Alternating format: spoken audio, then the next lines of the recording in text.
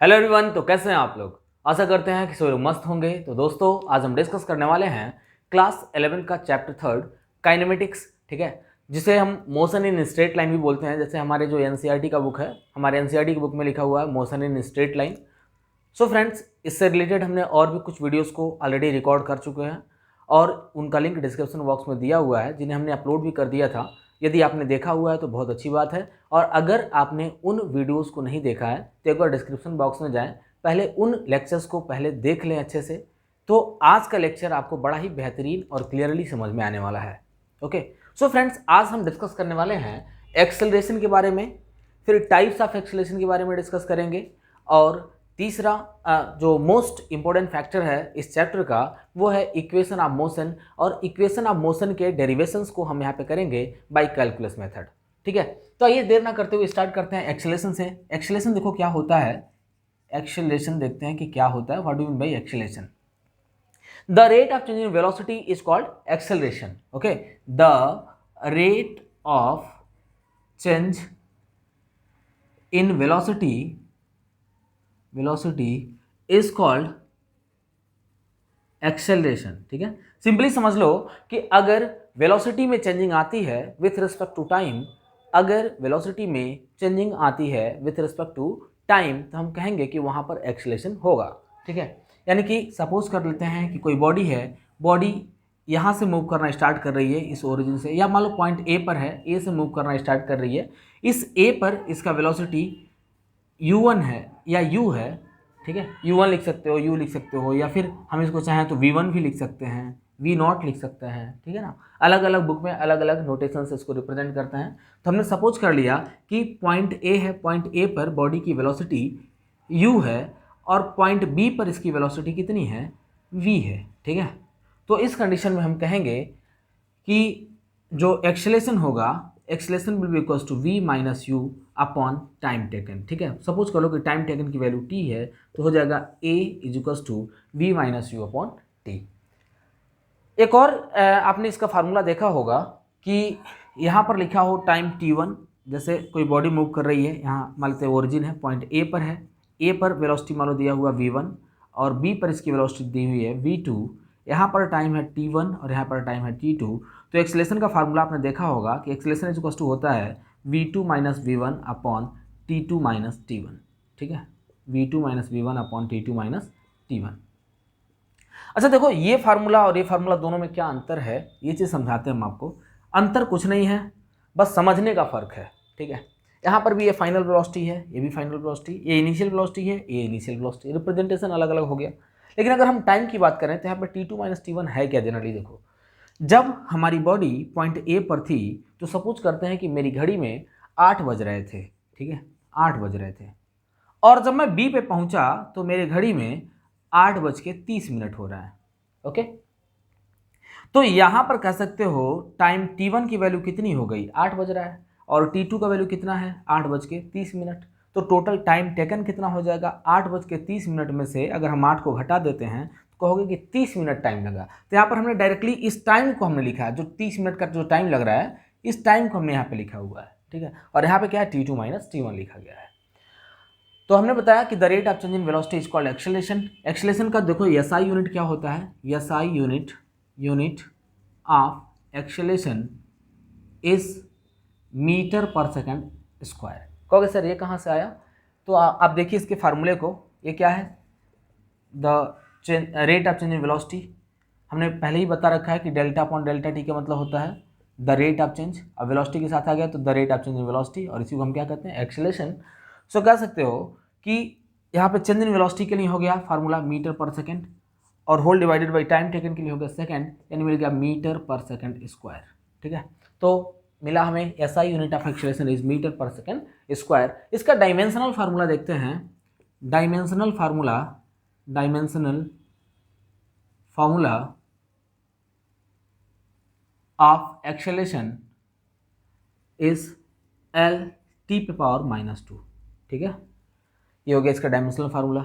It is a vector quantity. Acceleration क्या होता है, it is a vector quantity.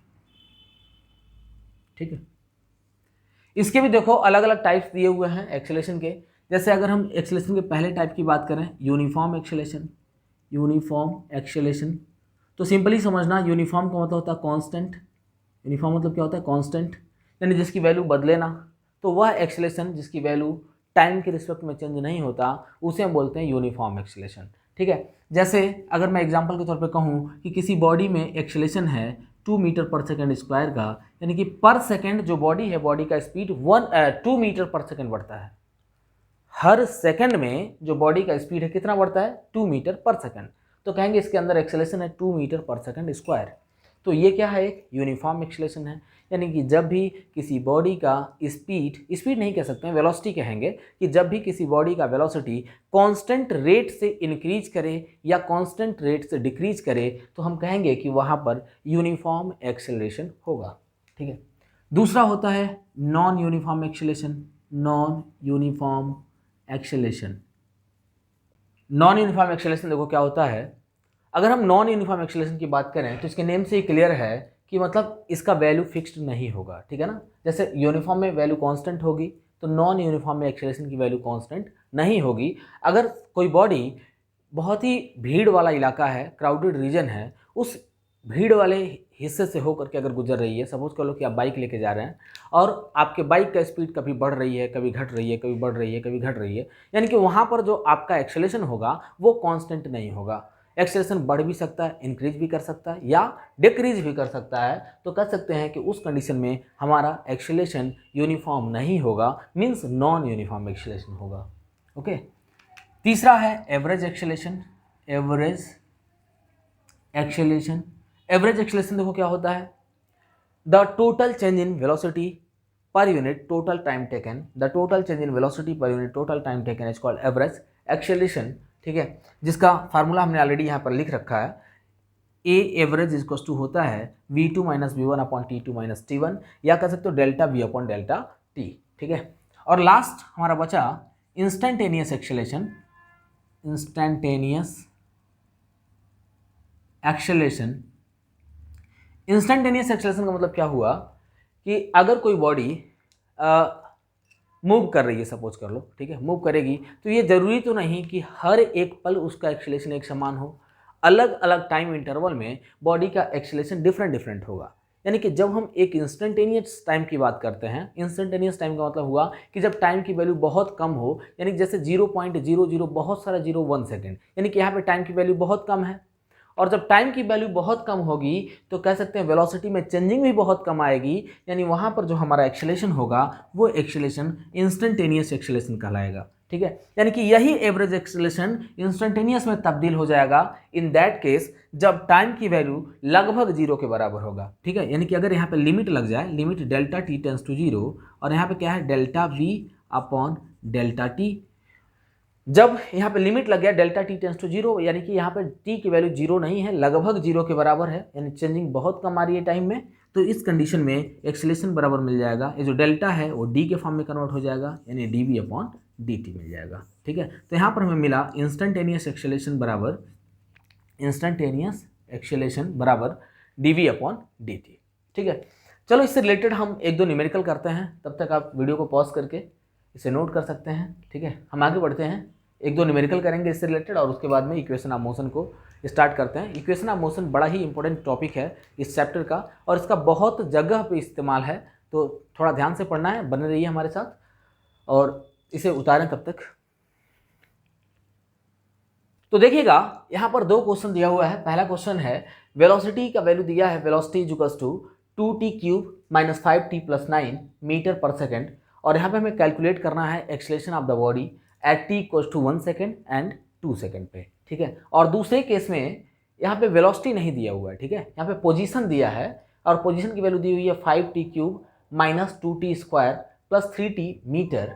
Calculate the acceleration of body at t equals to 1 second and 2 second, और दोनों ही condition में हमें acceleration को ही find करना है। तो कह सकते हैं फर्स्ट कंडीशन देखो क्या होगा, पहला सोल्यूशन हम देखते हैं।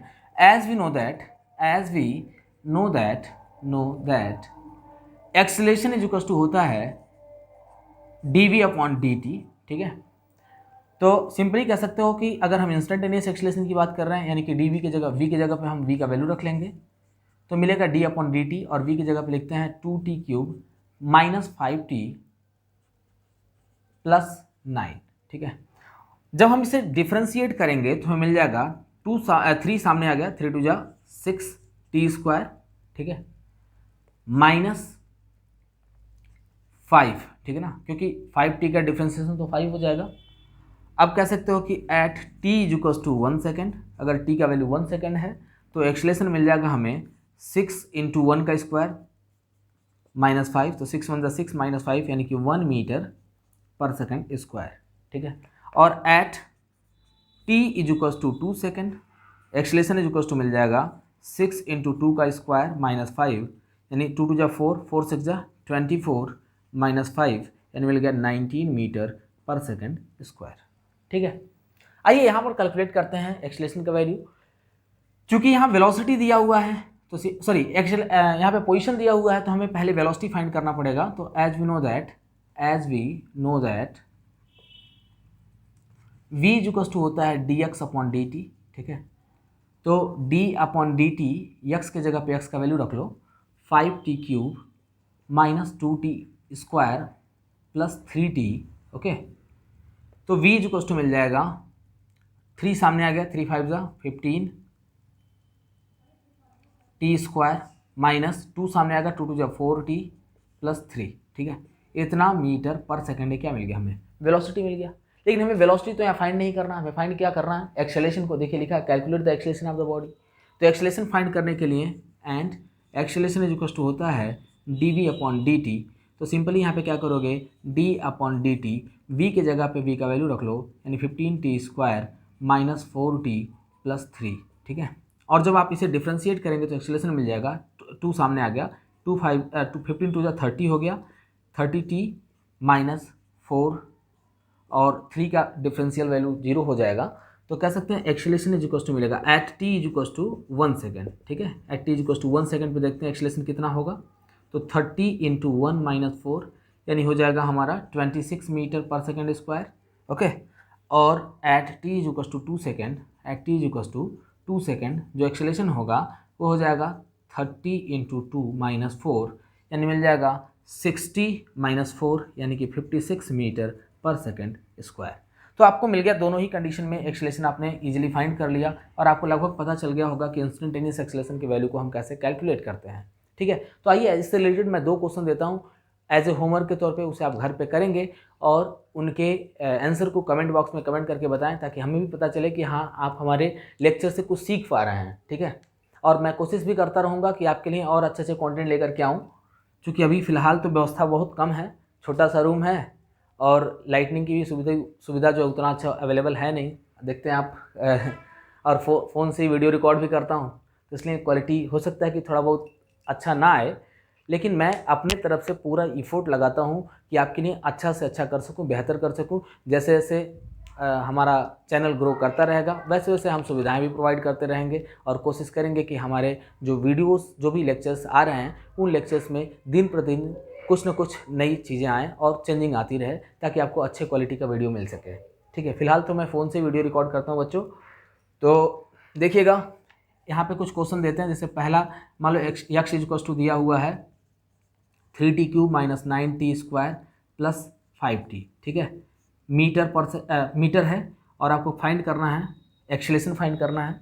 अच्छा दूसरा भी लिख देते हैं, फिर एक ही बार में बताते हैं कितने सेकंड टाइम पे करना है। 2t⁴ - 3t⁴ metre. आपको कैलकुलेट करना है, calculate the acceleration, both case में एक्सेलेरेशन फाइंड करना है एट t = 1 सेकेंड पे एंड t = 2 सेकेंड पे, ठीक है। 1 सेकेंड और 2 सेकेंड दोनों ही केस में आपको फाइंड करना है कि इसका एक्सेलेरेशन कितना होगा। तो तब तक आप इसे नोट करें और इन क्वेश्चंस को उतारें, फिर मैं इसे इरेज करता हूँ। इरेज करके फिर इक्वेशन ऑफ मोशन को हम लोग डिराइव करेंगे।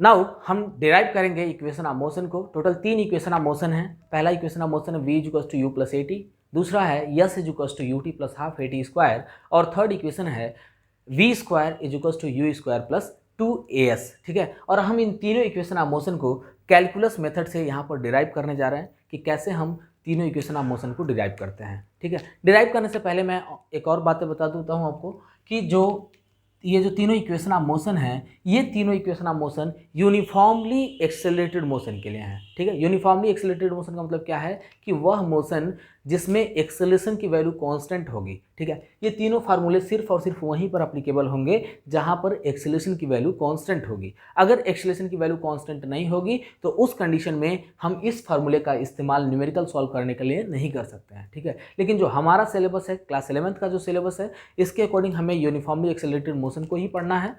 तो आइए इससे रिलेटेड हम डेरिवेशन को करते हैं।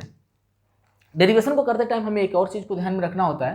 देखो, जो पहला इक्वेशन है हमारा, पहले इक्वेशन में डिस्प्लेसमेंट नहीं दिया हुआ है। ठीक है, जो दूसरा इक्वेशन है, दूसरे इक्वेशन में फाइनल वेलोसिटी नहीं दी हुई है। ठीक है, और जो तीसरा इक्वेशन है, तीसरे इक्वेशन में टाइम नहीं दिया हुआ है। ठीक है, तो हम जब भी फार्मूले को डिराइव करेंगे तो डिराइव करने के लिए कब कौन सा फार्मूला इस्तेमाल करना है, इसके लिए हमें इन तीनों चीज़ों का ध्यान रखना होगा कि जैसे कहाँ पर डिस्प्लेसमेंट नहीं है, कहाँ पर वेलोसिटी नहीं है, या कहाँ पर टाइम टेकन नहीं है। ठीक है, और हम सिर्फ इसे दो ही फार्मूले से डिराइव करेंगे। जैसे पहला एक्सेलरेशन का फार्मूला होता है dv/dt और दूसरा फार्मूला होता है वेलोसिटी का dx/dt। ठीक है, इन दो फार्मूले के हेल्प से हमें इन फार्मूले को डिराइव करना है बाय कैलकुलस मेथड। अब जरा देखना, अगर हम पहले इक्वेशन को डिराइव करते हैं तो इन फर्स्ट इक्वेशन जो एक्सेलरेशन है, एक्सेलरेशन जो dv/dt है, यानी इस कंडीशन में अगर हम इस फार्मूले का इस्तेमाल करें तो डिस्प्लेसमेंट नहीं आएगा। लेकिन अगर पहले वाले फार्मूले का अगर हम इस्तेमाल करेंगे तो dx हमें दिखाई दे रहा है, यानी डिस्प्लेसमेंट आ जाएगा। ठीक है, तो पहला फार्मूला हमारे लिए एप्लीकेबल नहीं होगा, मीन्स दूसरे फार्मूले का इस्तेमाल करेंगे। तो पहला इक्वेशन ऑफ मोशन देखिएगा, यहाँ पे डिराइव करते हैं। As we know that a is to dv/dt। ठीक है, dt को दूसरे साइड में भेज दो, means a dt is to मिल जाएगा dv। दोनों साइड को हम इंटीग्रेट करेंगे। ठीक है, दोनों साइड को क्या करेंगे, इंटीग्रेट करेंगे। तो on integrating both side we get, मिलेगा हमें a dt is to dv का इंटीग्रल फॉर्म। ठीक है, अच्छा, देखो कहाँ से कहाँ तक, तो यहाँ पे लिखते हैं t का वैल्यू 0 से लेके t तक एंड v का वैल्यू u से लेके v तक। चलो मान लिया u से लेके कहाँ तक, v तक। तो यहाँ पर लिख लिया 0 से t और यहाँ पर लिमिट क्या लग गया, u से v। a को बाहर निकालेंगे क्योंकि यूनिफॉर्मली एक्सेलरेटेड मोशन है, मतलब एक्सेलरेशन कांस्टेंट है।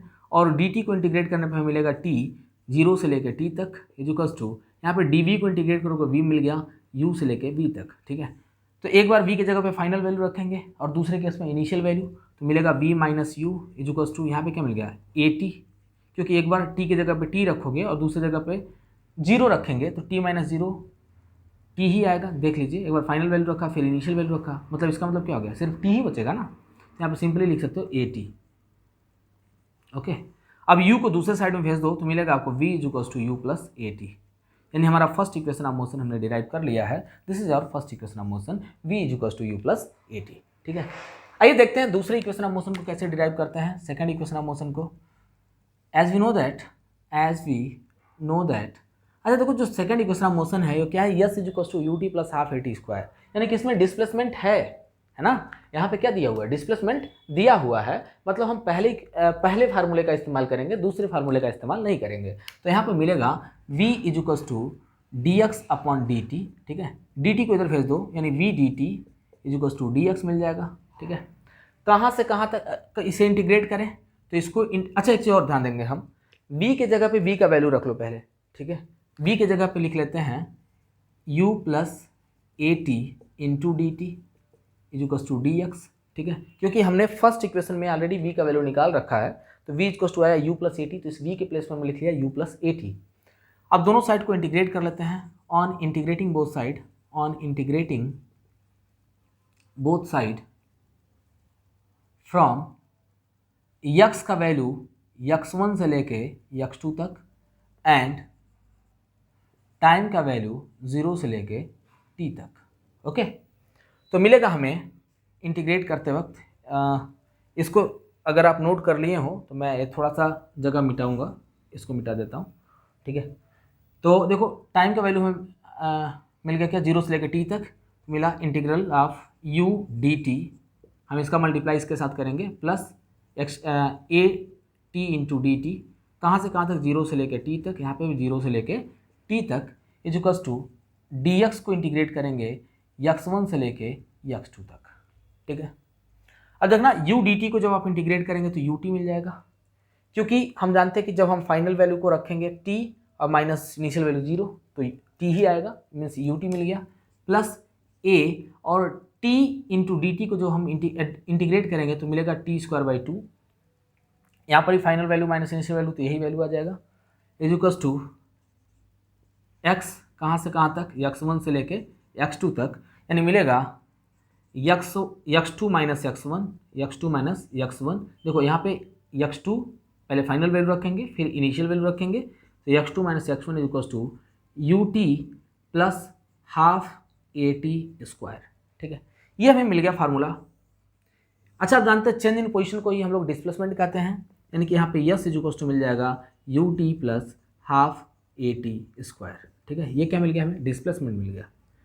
बच्चों एक चीज़ ध्यान देना कि ये डिस्प्लेसमेंट है, डिस्टेंस ट्रेवल नहीं है। अगर डिस्टेंस ट्रेवल होगा तो हम अलग फार्मूले का इस्तेमाल करेंगे। ठीक है, सिंपली इसको नहीं कह सकते कि डिस्टेंस ट्रेवल है, ये क्या है, डिस्प्लेसमेंट है। ठीक है, और इस फार्मूले से हम एक और फार्मूला चाहें तो क्रिएट कर सकते हैं, x2 बराबर मिल जाएगा x1 plus ut plus half at²। ये भी एक फार्मूला मिल गया हमें सेकेंड इक्वेशन ऑफ मोशन का। ठीक है, आइए हम थर्ड इक्वेशन ऑफ मोशन को डिराइव करते हैं। थर्ड इक्वेशन ऑफ मोशन, इसके लिए मैं थोड़ा सा जगह लूँगा इसको मिटाने के लिए। चलिए देखते हैं। एंड अच्छा, थर्ड इक्वेशन ऑफ मोशन को देखो कैसे डिराइव करेंगे। a इज टू होगा dv/dt होता है, हम सभी जानते हैं। लेकिन ज़रा ध्यान से देखो कि इस फार्मूले में टाइम नहीं है। अगर हम पहले फार्मूले का इस्तेमाल करेंगे तो इसमें भी टाइम मिल जाएगा, दूसरे फार्मूले का इस्तेमाल करेंगे तो भी टाइम मिल जाएगा। मीन्स हमें कुछ ना कुछ तो करना होगा यहाँ। ठीक है, कुछ इंतजाम करते हैं। चलो यहाँ पे क्या करते हैं, dx से ऊपर भी मल्टीप्लाई कर लेते हैं और dx से नीचे भी, तो वैल्यू में कोई चेंजिंग नहीं आएगी। ठीक है, और आप जानते हैं dx/dt, मतलब अगर इन दोनों की बात करें dx/dt, तो dx/dt क्या मिल जाएगा, v मिल जाएगा। देख लो dx/dt क्या होता है, v हो गया। तो ये मिल गया dx/dt मिलकर के v बन जाएगा, और ऊपर बचा dv अपॉन नीचे क्या बचा, dx बचा। ठीक है, dx को इस साइड में भेज दो, a into d x is equals to v dv।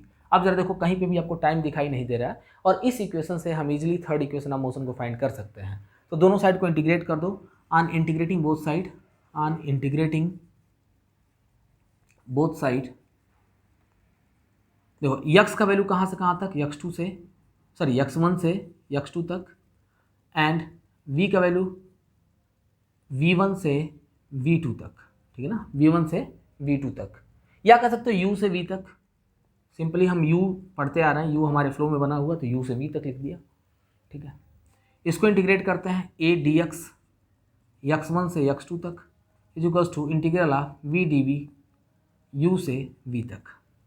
अब यहाँ पे देखना a dx को इंटीग्रेट करने पर x मिलेगा x1 से x2 तक, और v dv को इंटीग्रेट करने पर मिलेगा v²/2 u से v तक। ठीक है, तो एक बार यहाँ पे हम फाइनल वैल्यू को रखेंगे x की जगह पे, फिर इनिशियल वैल्यू को रखेंगे, तो a in bracket x2 minus x1 is equals to v² minus u²/2, क्योंकि यहाँ पर भी एक बार फाइनल वैल्यू रखेंगे फिर हम इनिशियल वैल्यू को रखेंगे। ठीक है, और फाइनल वैल्यू में से इनिशियल को माइनस करते हैं, सभी जानते हैं।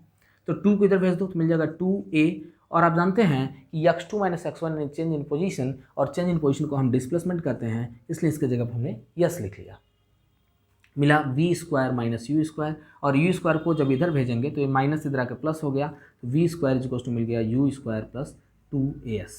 ठीक है, यकीनन आपको समझ में आया होगा कि ये तीनों इक्वेशन ऑफ मोशन कैसे डिराइव होता है। मैं कुछ पल के लिए हट जाता हूँ, आप इसका स्क्रीनशॉट ले लें, या फिर इस वीडियो को पॉज करके इसे अभी नोट कर लो। ठीक है, तो यकीनन आपको समझ में आया होगा कि तीनों इक्वेशन ऑफ मोशन को हम कैसे डिराइव करते हैं, और इसके साथ साथ आपने एक्सेलरेशन को भी समझ लिया होगा कि एक्सेलरेशन क्या होता है या कैसे वर्क करता है। एक चीज़ और है, नेगेटिव साइन ऑफ एक्सेलरेशन को हम लोग रिटार्डेशन कहते हैं। ठीक है, रिटार्डेशन क्या होता है, negative sign of acceleration is called retardation. मतलब रिटार्डेशन एक्सेलरेशन का ही अपोजिट फॉर्म होता है। नेगेटिव साइन ऑफ एक्सेलरेशन क्या कहते हैं, रिटार्डेशन कहते हैं। ठीक है, तो आज का लेक्चर हम यहीं पर समाप्त करते हैं। मिलते हैं आपसे अगले वीडियो में, तब तक के लिए विदा लेना चाहूँगा। और इसके साथ साथ मैं एक और चीज़ बता दूं आपको कि मैं अपने चैनल पर क्लास 9 से लेकर के 12 तक के एकेडमिक वीडियोज़ को अपलोड करता हूं, और बीएससी के भी वीडियोज़ को मैं, फिजिक्स से रिलेटेड वीडियोज़ को मैं अपलोड करता हूं, जो कि बिल्कुल चैप्टर वाइज होता है। तो जो भी आपके बड़े भाई बहन हैं या छोटे भाई बहन हैं, उनसे भी आप हमारा चैनल शेयर कर सकते हैं, ताकि उन्हें भी हमारे वीडियो से लाभ मिल सके। ठीक है। और इस टाइम आपके लिए इतने गर्मी में वीडियो रिकॉर्ड कर रहा हूँ, तो एक लाइक का हकदार तो बनता ही हूँ यार। और ज़्यादा से ज़्यादा दोस्तों को शेयर करें और वीडियो को लाइक करें। मिलते हैं आपसे अगले वीडियो में, तब तक के लिए विदा लूँगा। जय हिंद दोस्तों।